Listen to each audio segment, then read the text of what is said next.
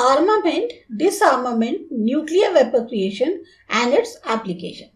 ये जो cold war था ये मेनली किस लिए था कि हम अपना कंट्री के ऊपर डोमिनेंस अधिकार दिखा सके कि हम सबसे ज्यादा टॉप पर हैं।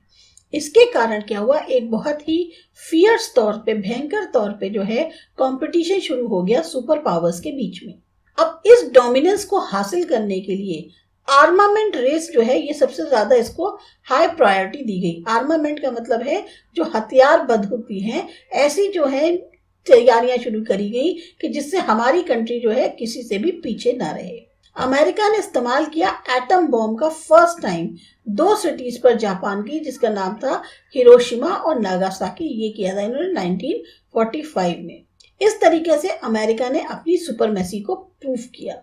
अगले 4 सालों के अंदर जो सोवियत यूनियन थी उसने भी अब अपनी कैपेसिटी को प्रूव करने के लिए एटम बम बनाया, और उसको एटम बम बनाने के लिए उसने जो है एक न्यूक्लियर टेस्ट किया। इससे क्या हुआ, एक पावर बैलेंस जो है दोनों सुपर पावर्स के बीच में क्रिएट हो गया। अमेरिका ने डिक्लेयर किया ब्लॉकेड कम्युनिस्ट क्यूबा का, जो कि साउथ ईस्ट में थी। अब क्यूबा को डिफेंड करने के लिए जो भी अटैक्स हैं अमेरिका के कि हो सकते हैं, तो सोवियत यूनियन ने अपने जो शिप्स थे जो कि न्यूक्लियर मिसाइल से लदे हुए थे वो कैरेबियन सी में भेज दिए।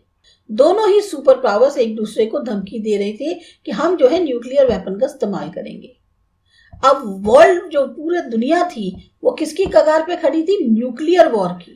फाइनली क्या हुआ, जो लीडर्स थे अमेरिका और सोवियत यूनियन के, उनका बातचीत हुई हॉटलाइन पर पहली बार। सोवियत यूनियन ने डिसाइड किया कि ठीक है वो अपने शिप्स को वापस बुला लेगी, और अमेरिका ने डिसाइड किया कि वो भी अपनी जो न्यूक्लियर मिसाइल्स हैं जो कि उसने क्यूबा की तरफ लगा रखी हैं उनको वापस ले लेगा या रोक देगा। तो इस पूरे एपिसोड को कहते हैं क्यूबन क्राइसिस। ये एपिसोड इसलिए बहुत ज्यादा इंपॉर्टेंट है वर्ल्ड पॉलिटिक्स के अंदर, क्योंकि यहीं से जो है कम्युनिकेशन स्टार्ट हुआ 2 सुपर पावर्स के बीच में।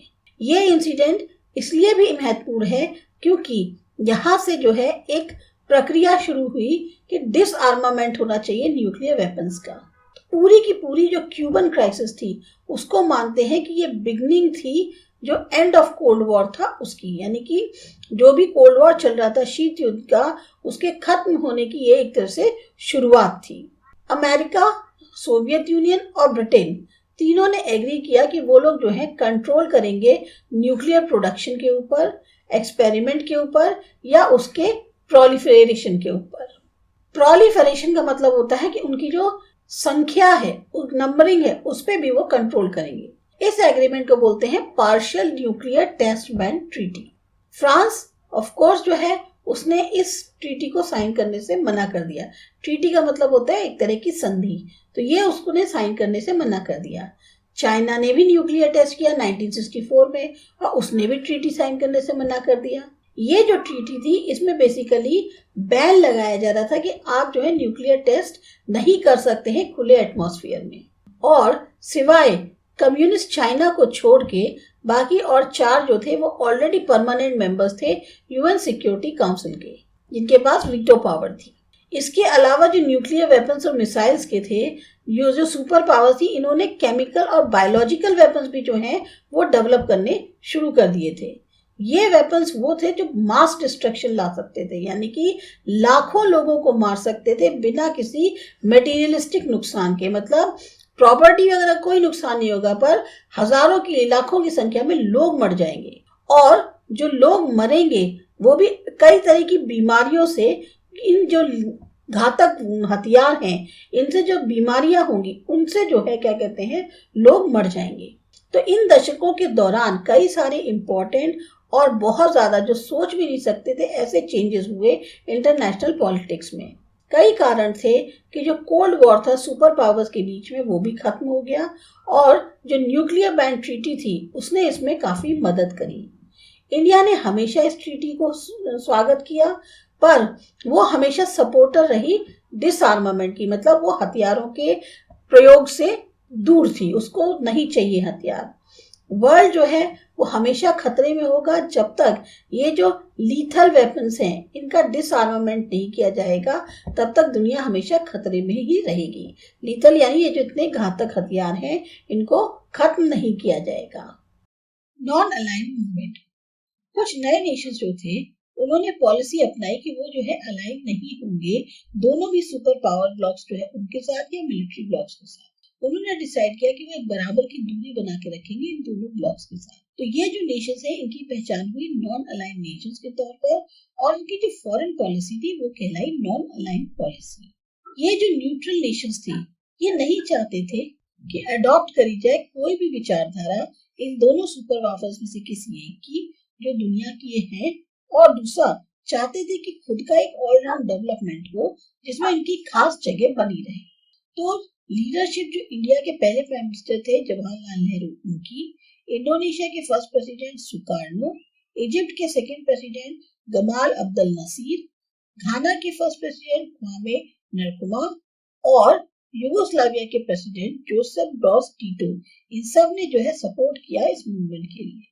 नॉन अलाइंड काउंसिल जो थी इसमें 23 कंट्रीज एशिया की और 6 कंट्रीज अफ्रीका की प्रेजेंट थी। ये ऑर्गेनाइजेशन की स्थापना हुई बेलग्रेड में 1961 में, और इसे बोलते हैं NAM, non aligned movement. Prime minister Jawaharlal Nehru की लीडरशिप में जो पॉलिसीज थी नॉन अलाइंड मूवमेंट की इनको बनाया गया। नैम ने कंप्लीट करी अपनी एक बहुत ही खास लीडरशिप। नेहरू मानते थे कि ये जो मूवमेंट है ये इसलिए है ताकि देख सके कि हमारा रोल क्या है, क्योंकि उनकी नजर में जो वर्ल्ड के पूरेस्ट नेशंस हैं वो एक्सप्लॉइटेड भी रहेंगे, मार्जिनलाइज भी रहेंगे, और खाली इतना ही नहीं कि वो जो है अपोज कर रहे हैं सुपर पावर्स का, बल्कि एक यूनिपोलर वर्ल्ड में भी। और ये जो वेस्टर्न हेजेमनी है, ये जो नियो कॉलोनियलिज्म है, कि मूवमेंट को सही मायने में अपने आप को रीअलाइन करना पड़ा।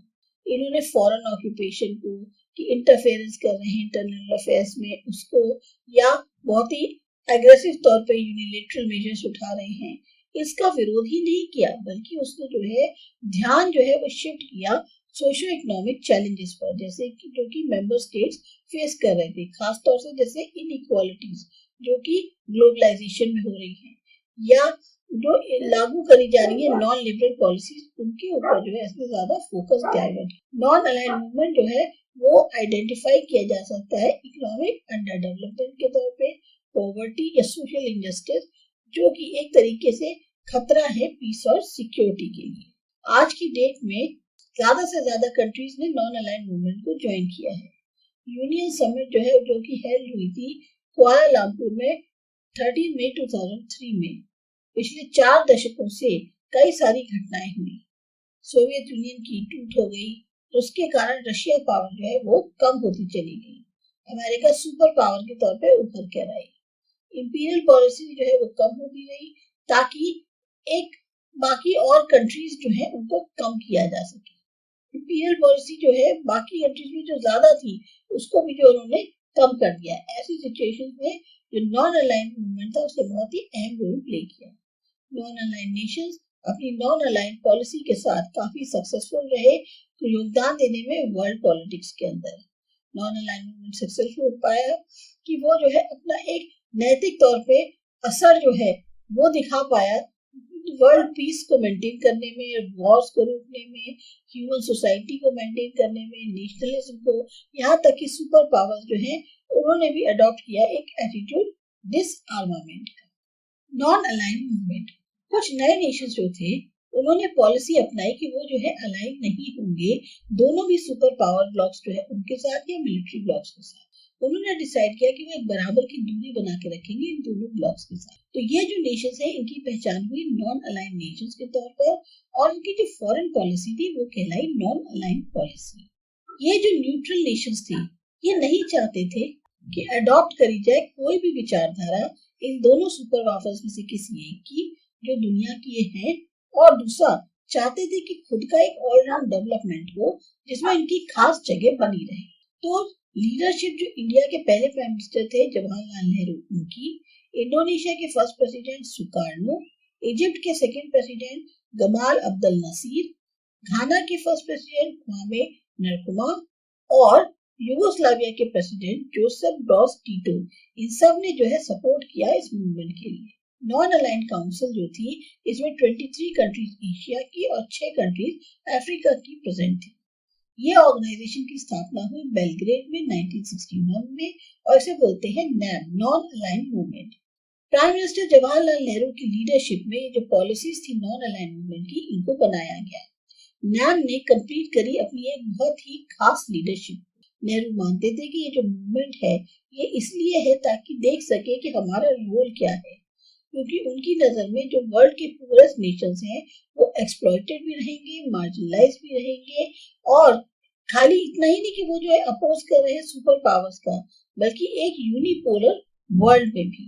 और ये जो वेस्टर्न हेजेमनी है, ये जो नियो कॉलोनियलिज्म है, कि मूवमेंट को सही मायने में अपने आप को रीअलाइन करना पड़ा।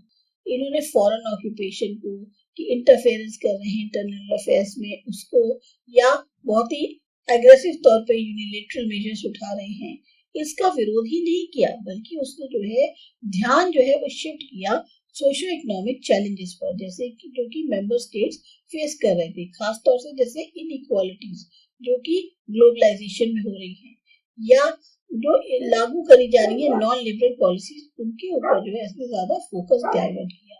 नॉन अलाइंड मूवमेंट जो है वो आइडेंटिफाई किया जा सकता है इकोनॉमिक अंडर डेवलपमेंट के तौर पे, पॉवर्टी या सोशल इंजस्टिस, जो कि एक तरीके से खतरा है पीस और सिक्योरिटी के लिए। आज की डेट में ज्यादा से ज्यादा कंट्रीज ने नॉन अलाइंड मूवमेंट को ज्वाइन किया है। यूनियन समिट जो है, जो कि हेल्ड हुई थी कुआलालंपुर में 13 मई 2003 में, पिछले 4 दशकों से कई सारी घटनाएं हुई। सोवियत यूनियन की टूट हो गई, उसके कारण रशिया पावर जो है वो कम होती चली गई, अमेरिका सुपर पावर के तौर पे उभर कर आई, इंपीरियल पॉलिसी जो है वो कम होती गई, ताकि एक बाकी और कंट्रीज जो है उनको कम किया जा सके।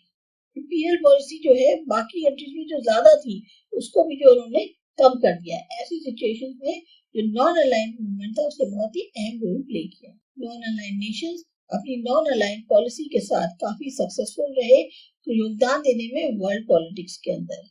नॉन अलाइंड मूवमेंट सक्सेसफुल हो पाया कि वो जो है अपना एक नैतिक तौर पे असर जो है वो दिखा पाया वर्ल्ड पीस को मेंटेन करने में, वॉर्स को रोकने में, ह्यूमन सोसाइटी को मेंटेन करने में, नेशनलिज्म को, यहाँ तक कि सुपर पावर्स जो हैं उन्होंने भी अडॉप्ट किया एक एटीट्यूड डिसआर्मामेंट।